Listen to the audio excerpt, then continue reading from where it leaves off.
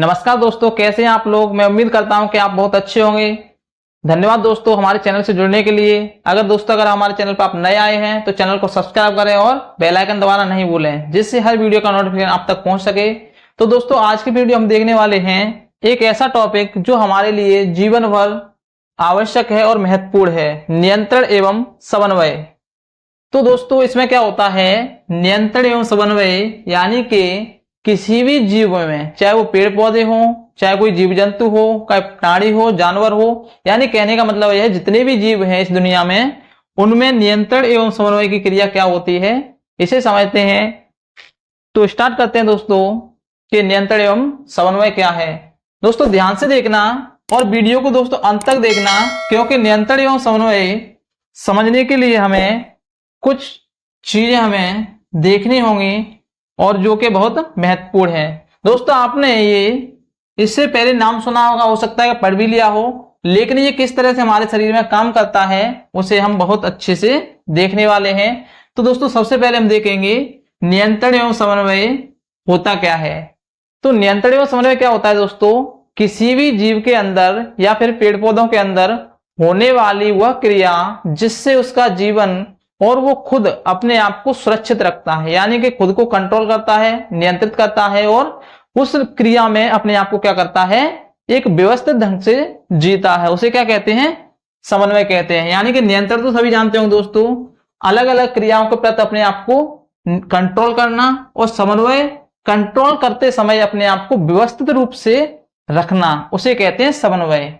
तो दोस्तों नियंत्रण और समन्वय में हमें एक सामंजस्य बिठा के रखना पड़ता है। तो वो सामंजस्य कौन कौन सी क्रियाओं के द्वारा होता है, हमारे शरीर में कौन कौन सी क्रियाएं होती हैं, किसके द्वारा नियंत्रण होता है, किसके द्वारा समन्वय होता है, वो अभी हम देखने वाले हैं। दोस्तों वीडियो को बहुत ही जल्दी समाप्त करेंगे, इससे पहले हम देखते हैं, सबसे पहले देखते हैं हम ज्ञानेंद्रियां। ज्ञानेंद्रियां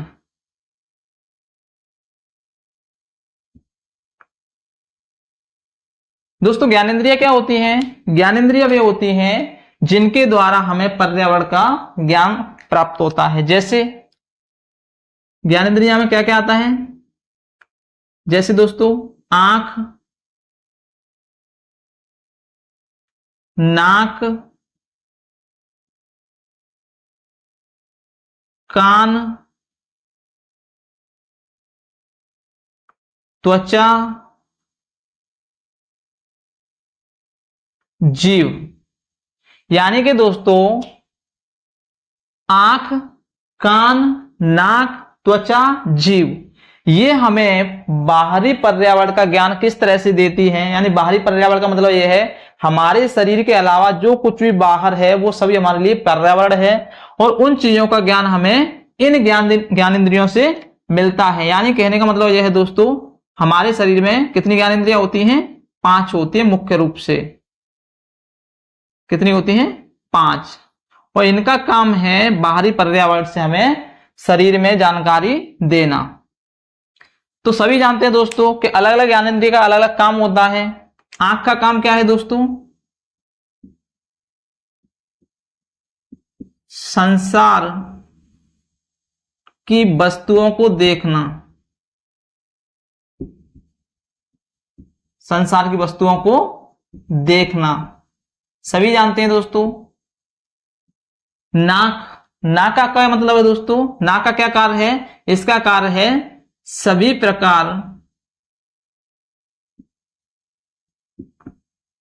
प्रकार की गंध प्राप्त करना, यानी कि सभी प्रकार की गंध का पता लगाना। कान, अलग अलग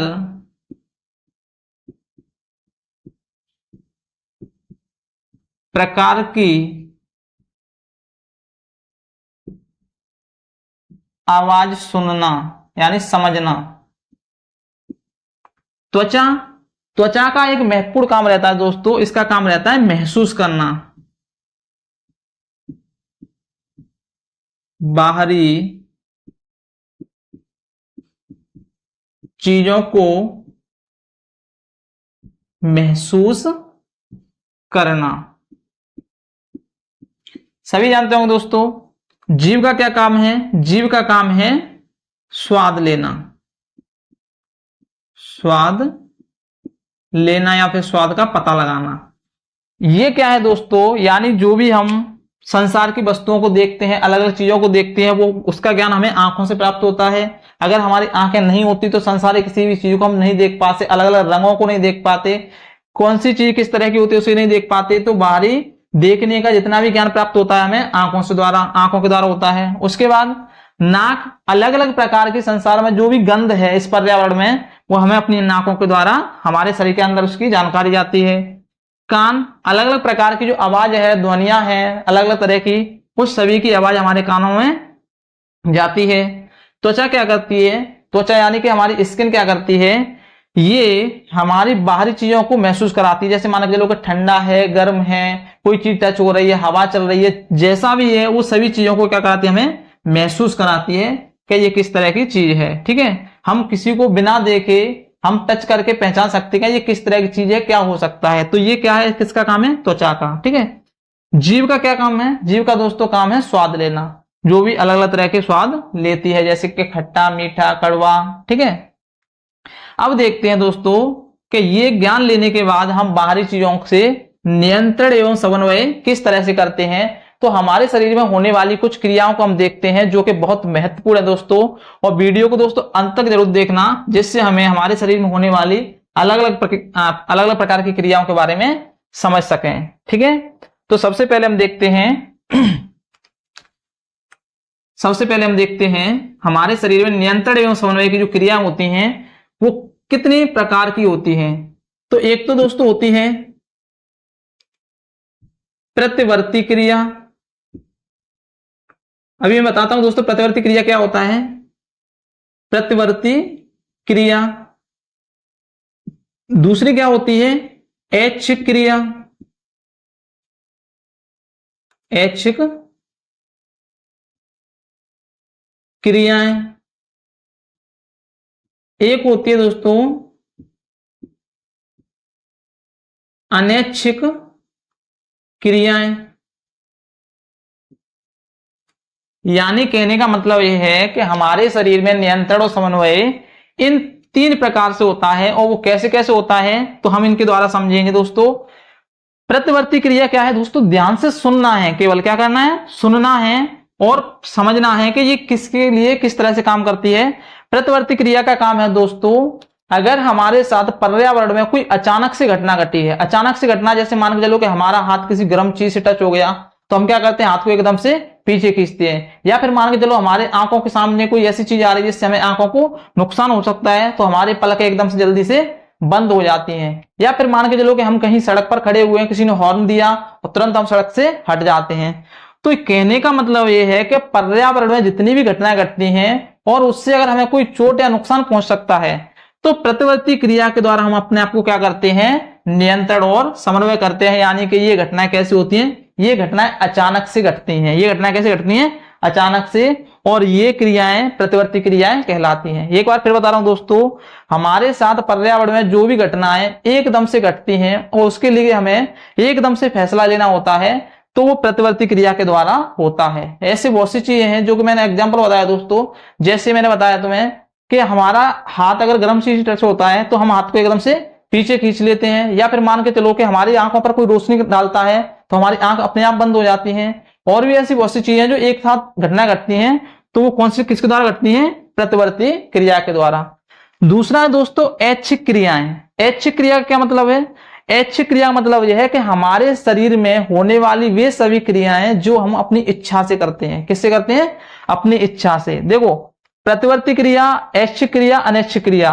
प्रतिवर्ती क्रिया में दोस्तों मस्तिष्क की कोई भूमिका नहीं होती है, यानी कि ये क्रियाएं मस्तिष्क के द्वारा नहीं होती हैं, ये अपने आप होती हैं। ये होती है मेरुरज्जु के द्वारा। किसके द्वारा होती है? मेरुरज्जु के द्वारा। दोस्तों मेरुरज्जु क्या होती है? मेरुरज्जु होती है मस्तिष्क से जुड़ी हुई वह तार कह सकते हैं, या वह तंत्र का तंत्र कह सकते हैं, जो शरीर के सभी अंगों से सूचनाएं प्राप्त करती है। यानी कि तंत्र का तंत्र की जो मुख्य जो धारा होती है या फिर मुख्य वायर होता है उसका, उसे क्या कहते हैं दोस्तों? मेरुरज्जु कहते हैं। और मेरुरज्जु के द्वारा ये प्रतिवर्ती क्रिया नियंत्रित होती है। ठीक है, उसके बाद देखते हैं ऐच्छिक क्रियाएं। तो नाम से क्लियर हो रहा है दोस्तों, ऐच्छिक क्रिया यानी कि हमारी इच्छा से होने वाली क्रियाएं। जैसे हमारी इच्छा से होने वाली क्रियाओं में क्या क्या आ सकता है, हमारी इच्छा से हम घूम सकते हैं, हमारी इच्छा है हम बोल सकते हैं, हमारी इच्छा है हम खाना खाएंगे, ठीक है।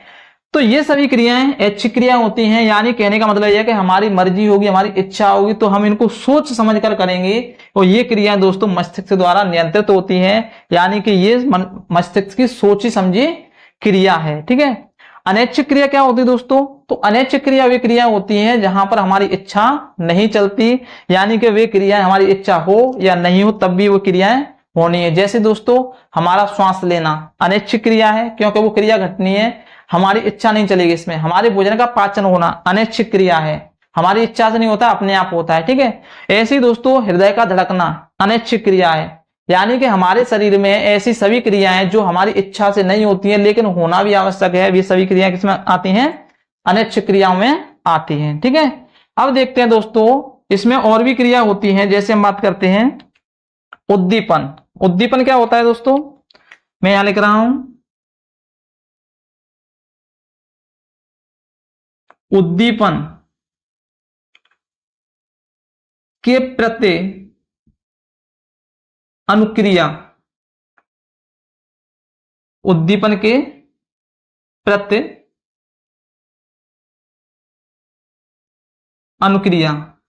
अब दोस्तों उद्दीपन के प्रति अनुक्रिया ये क्या है, तो इसके बारे में दोस्तों क्या है, उद्दीपन एक वो घटना है जो किसी भी जीव के सामने अचानक से होती है, या फिर किसी भी जीव के सामने कोई उद्दीपन, उद्दीपन का मतलब होता है दोस्तों किसी जीव के सामने वो ऐसी घटना घटना जिसके प्रति वो क्या करे, अनुक्रिया करे। क्या करे, अनुक्रिया। अब अनुक्रिया में क्या हो सकता है, जैसे मान के चलो उद्दीपन में आ जाएगा कॉकरोच के सामने हमने लाइट जला दी। क्या जला दी, लाइट। तो कॉकरोच क्या करेगा, अब कॉकरोच के लिए लाइट जलाई तो लाइट क्या होगी, उसके लिए उद्दीपन हो गया।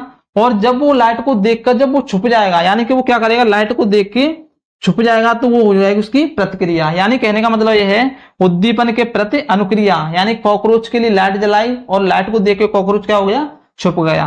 ऐसे ही दोस्तों एकदम से हम अंधेरे कमरे में से उजाले में जाते हैं, या फिर अंधेरे कमरे में एकदम से उजाला हो जाता है तो हमारी आंख अपने आप बंद होने लगती है। तो उजाला होना उद्दीपन है, हमारी आंखों का बंद होना अनुक्रिया है। ऐसे ही दोस्तों क्या होता है, जैसे छुईमुई का पौधा देखा होगा दोस्तों आपने, किसका, छुईमुई का पौधा।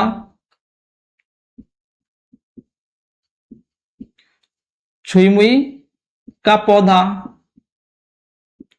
तो इसके साथ भी ये घटना घटती है दोस्तों। छुईमुई का पौधा क्या होता है, जब हम उसे छूते हैं या उसे टच करते हैं तो क्या होती है, वो उद्दीपन होता है, लेकिन टच करने के बाद उसकी पत्तियां क्या होती हैं, सिकुड़ने लगती हैं, तो क्या होती है, वो उद्दीपन के प्रति अनुक्रिया होती है। तो कुछ ऐसी भी घटनाएं होती हैं दोस्तों जो पर्यावरण में एक उद्दीपन के प्रति अनुक्रिया होती है। जैसे मान के चलो कि हमने कोई अपना मनपसंद भोजन देखा और मनपसंद भोजन देखने के बाद हमारे मन में क्या आया, उद्दीपन हो गया, उद्दीपन क्रिया हो गई। फिर उसके बाद क्या होगा, उसके प्रति हमारी अनुक्रिया क्या रहेगी, उसके बाद हमारी अनुक्रिया रहेगी हमारे मुंह में पानी आना, यानी कि हमारे मनपसंद भोजन को या खाने को देखकर हमारे मुंह में पानी आना, ये क्या है, उद्दीपन के प्रति अनुक्रिया है। यानी कहने का मतलब यह है कि ज्ञानेंद्रियों के द्वारा हम क्या करते हैं, बाहरी पर्यावरण की जानकारी लेते हैं, ठीक है। उसके बाद हमारे अंदर अलग अलग प्रकार की क्रियाएं होती हैं। प्रतिवर्ती क्रिया, जो कि अचानक से कोई क्रिया घटती है और वो तुरंत उसका डिसीजन होता है।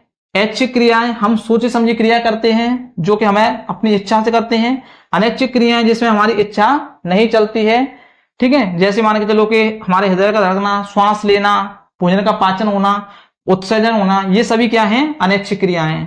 उद्दीपन के प्रति अनुक्रिया मैंने बताई दिया दोस्तों कि पर्यावरण में जो भी घटना हमारे साथ घटती है, यानी कहने का मतलब यह है कि हमारे सामने कोई ऐसी घटना घटती है, उससे देख के या फिर उससे बचने के लिए हम क्या करते हैं, उसके प्रति अनुक्रिया करते हैं, यानी कोई ना कोई कार्य करते हैं, किसके लिए, नियंत्रण एवं समन्वय के लिए। तो दोस्तों बहुत ही कम शब्दों में और बहुत ही कम समय में मैंने आपको नियंत्रण और समन्वय समझा दिया दोस्तों, जो कि हमने ज्यादा समय बर्बाद नहीं किया है। अगर दोस्तों वीडियो आपको अच्छा लगा है तो लाइक करें और दोस्तों चैनल को सब्सक्राइब करें। Thank you.